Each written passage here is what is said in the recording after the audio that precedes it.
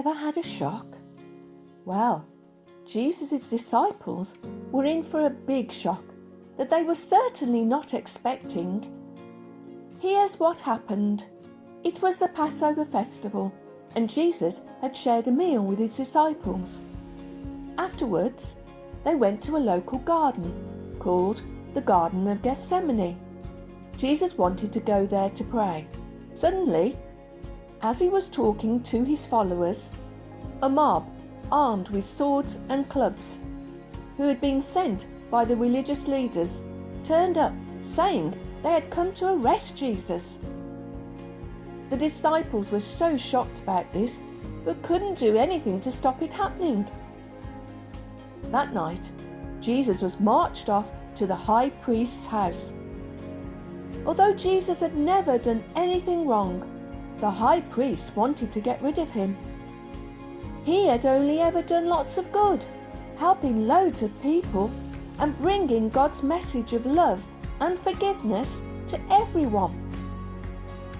The high priest had no authority to harm Jesus, so they took him to the Roman governor, Pilate, and told lies about him according to their religious laws.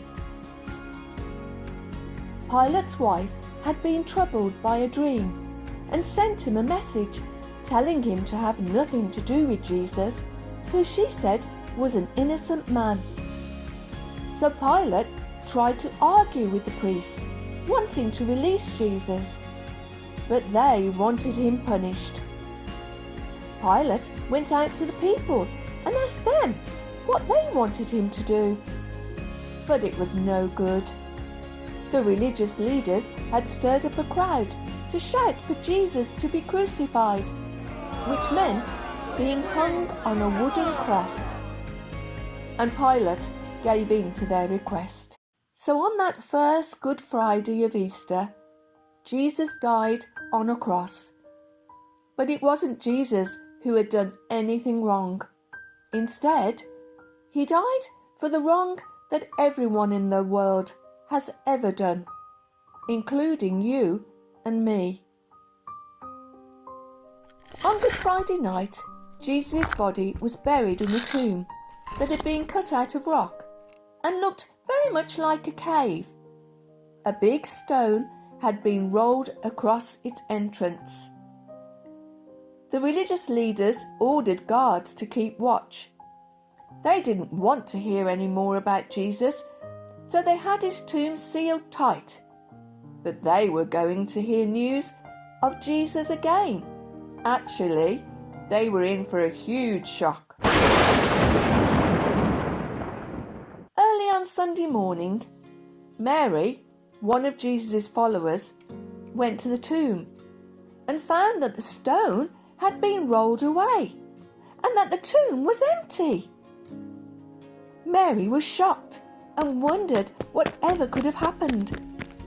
She wasted no time and ran to tell Peter and John, two of Jesus' disciples, what she had found. They couldn't believe what they were hearing and ran to the tomb as fast as they could. Peter went straight inside. It was indeed empty. What had happened to Jesus' body? Mary arrived, and still in shock, Peter and John left the tomb. But Mary stayed behind. She was now in for an even bigger shock than finding the tomb empty. As Mary stood outside the tomb crying, suddenly a man appeared in front of her. She didn't immediately recognize him and thought it may have been the gardener.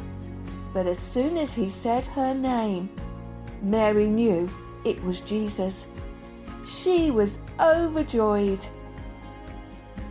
After Jesus appeared to Mary, he appeared to his followers on many other occasions. The good news is that Jesus is alive today. Now that's something to celebrate.